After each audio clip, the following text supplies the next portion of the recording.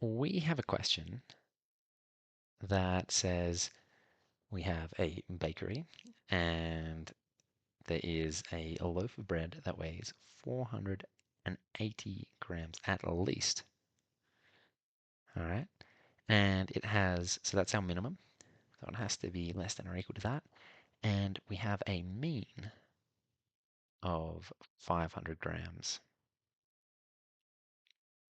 All right. And we have a standard deviation, which we might have seen as this, as 12 grams.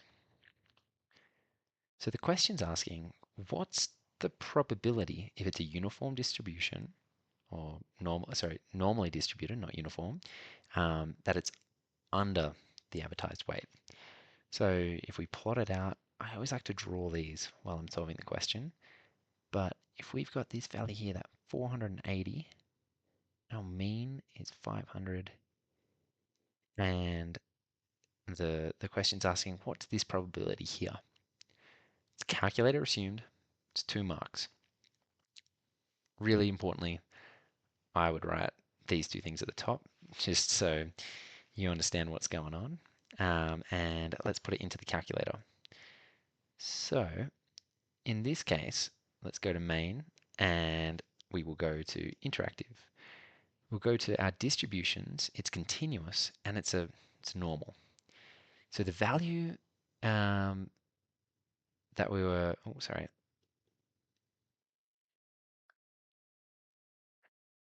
So the value here that we're wanting is in our continuous.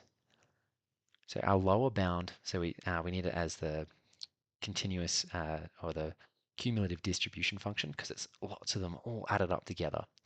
So our standard deviation here is 12, our mean is 500.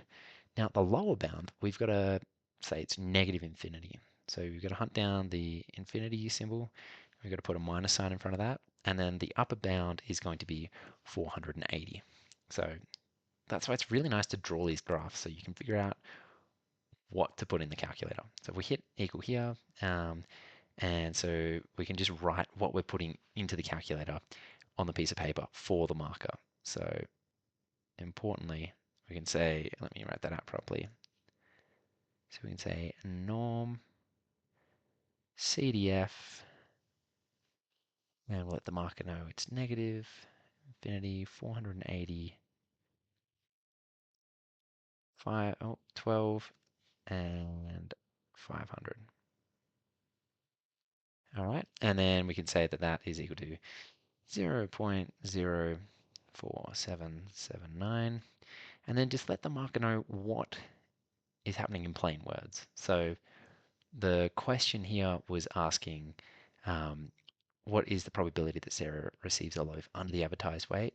So probability that X is less than 480 is equal to 4.78%.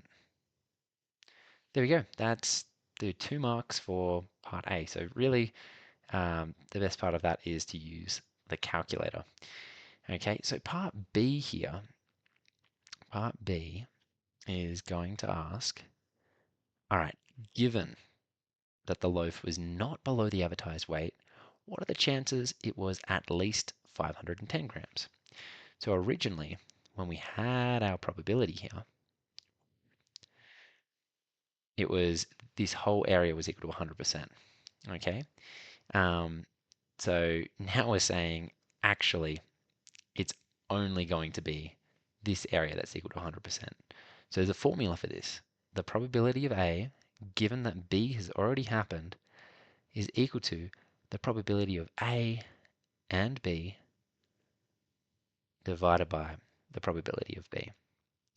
So what does that mean? Okay, given that, that's what this symbol here is. Given that, right? Given that it was not below, all right? So not below would be something like this. Probability of X is greater than or equal to 480. And you might have seen this before, but that's equal to 1 minus probability that we just figured out from the previous example. So we can use that, and that will be our probability B. So we can just divide by it. Okay, and so the other example here is that it will be greater than 510. So divide by what's left. This is now 100% in here. That's your probability B. And then we'll figure out the next bit. So really quickly, using the example from above, it's going to be equal to 1 minus that 0.0477. And let's use our calculator. So we can say 1 minus, and then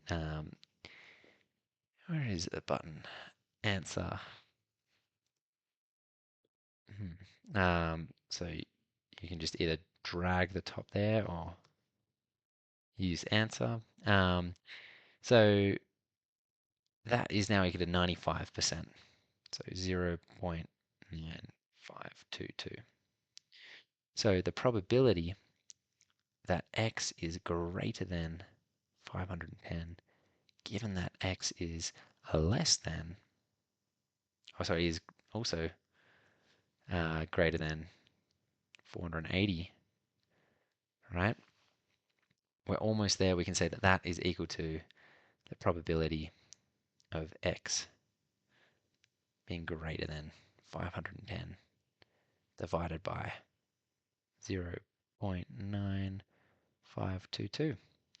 So now we just have to figure out that top bit. So again, I like to draw it out, and it's just this bit here that we're finding. So you can either do the same thing as before, or you can copy this one out and say, instead of negative infinity, we are wanting to find this value when it is greater than 510 and up to positive infinity.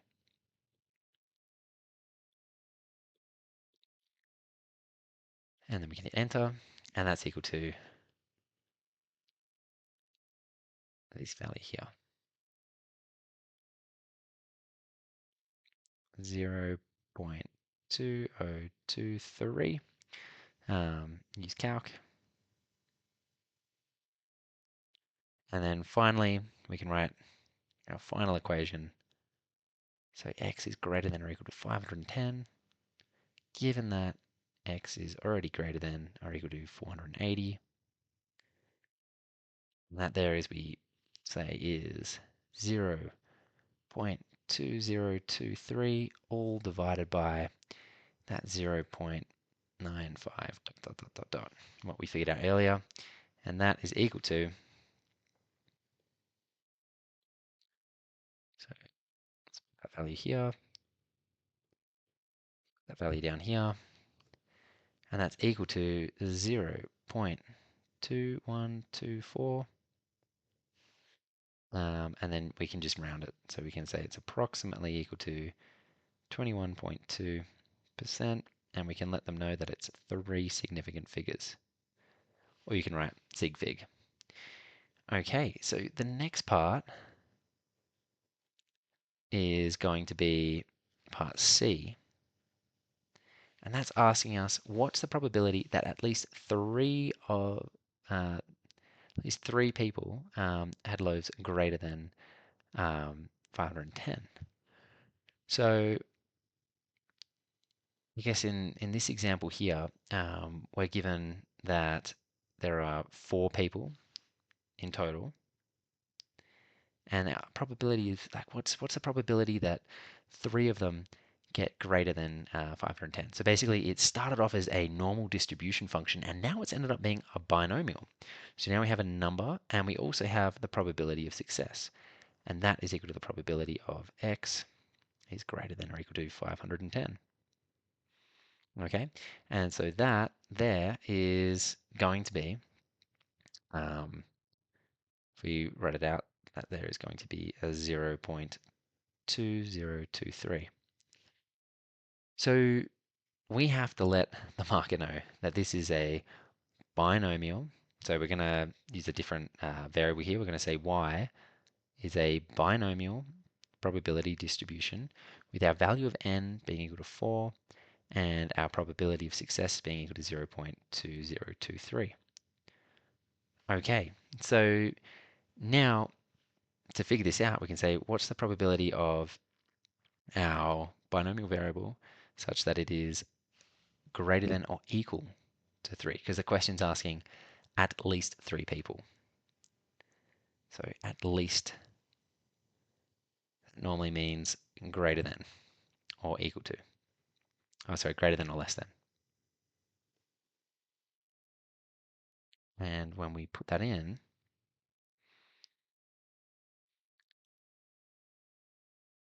we can use our calc, and that'll give us a value. So let's figure out how to do this on the calculator. So interactive, it's distribution here, and it is discrete because you can't have half a person. And we're using the cumulative distribution, right? Because we're having possibly 3 or possibly 4. So we want to accumulate that, we want to add it up. So the lower is 3, the upper is 4. The number of trials we're doing from the top here is 4. So it's always really nice to write what the probability distribution is. And our probability of success is going to be this here. So I can grab the whole value if I really want to be exact, but it doesn't matter too much. So it's good enough.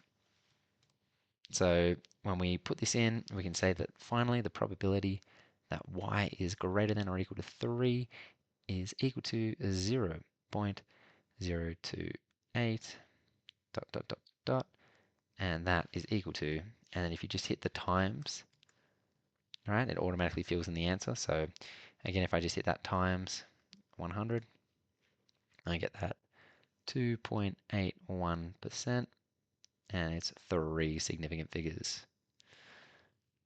Okay, let's keep on going. And the next, that's it. That's all that's left. I thought that was another part, but there is not.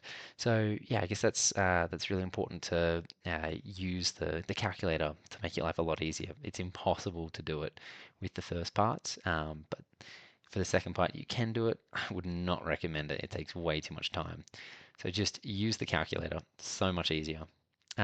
There's lots of questions like this on the website. You can find it in the description below, and the original question with written solutions and hints that you can find in the description below. Message me if you have any questions or leave some comments. Be happy to respond.